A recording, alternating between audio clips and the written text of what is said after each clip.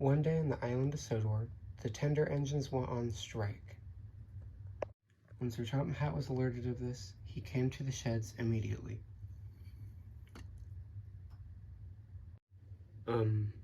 Would you guys like to explain to me why you're doing this again?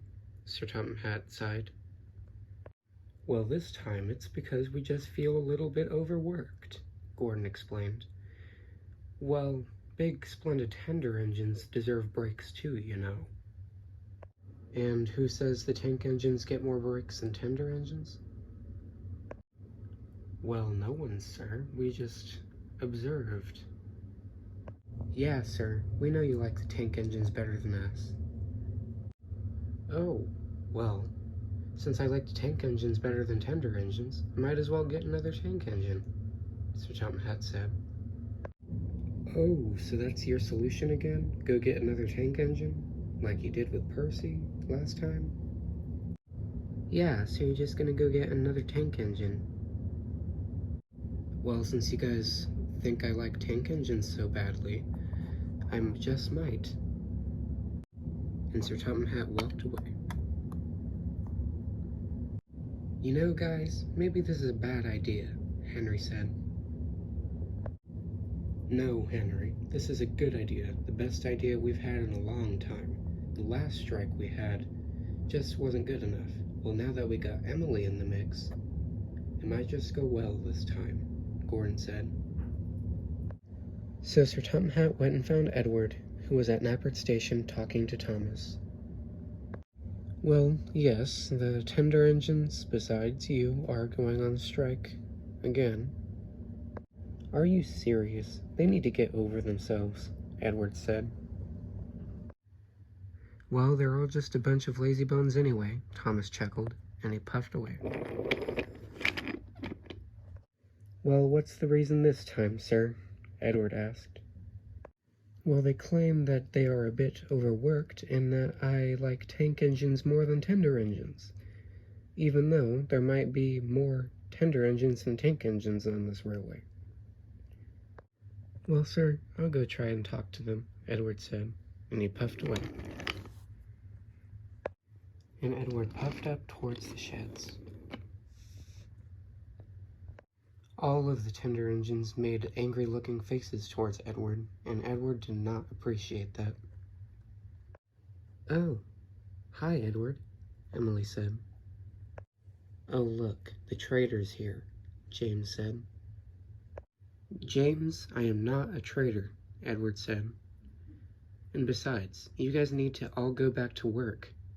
Sir Topham Hatt is not overworking you. I'm a tender engine too, and I don't feel overworked. Well, just because you don't doesn't mean we don't, Gordon explained. And besides, we don't want to work. That's the point. Then Edward decided to try something. Well, Henry, you see that train over there? Yeah, what about it? That train's yours. Percy shunted it himself. So, what do you think's gonna happen when that train's late? Nothing? Well, no. You're gonna get in trouble with Sir Topham Hatt. Do you really think that's gonna get me out of the sheds? Henry said. Well, Henry, if you're gonna stay in the shed for as long as you want, then what do you think's gonna happen when more and more of your trains go late? Then Henry started to worry. Yeah, it's the punishment you should be worried about, Henry, not who's punishing you. Besides, if you're not going to do any work, then Sir Topham Hatt might as well just scrap you, Edward suggested.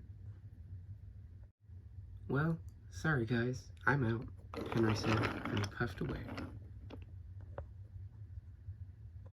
Well, good luck trying to convince us to leave the sheds, Gordon said. Scrapping doesn't scare me. I'm too big of a tender engine to be scrapped. Oh, I've seen bigger tender engines than you at the scrapyard, Gordon. I wouldn't be too sure about that, Edward said, and he puffed away. Gordon knew Edward was right, but he didn't want to give Edward or Sir Topham Hatt the satisfaction of leaving the sheds. And that's exactly what they did. They did not move, and they did not leave the sheds. Sir Topham Hatt thought it would be a good idea to just not make them leave the sheds so they could think about what they're doing. While they were in the sheds, Edward pulled the express, and Henry pulled his trains like usual. And Toby and Percy did all of James and Emily's work. And over time, Sir Topham Hatt and Edward eventually convinced James and Emily to leave the sheds, and it was just Gordon. "So, Gordon, you willing to leave the sheds yet?" Sir Topham Hatt said. "Well, you're going to have to try and convince me," Gordon said with a bored tone. "Well, if I told you I'd sometimes give you less coaches or let other engines pull the express, would you leave the sheds?" Sir Topham Hatt asked. Gordon thought about it, and he gave up. "Yes, sir, I would like that," Gordon said. "Good. I'm glad we came up with a compromise," Sir Topham Hatt said. And Gordon puffed away.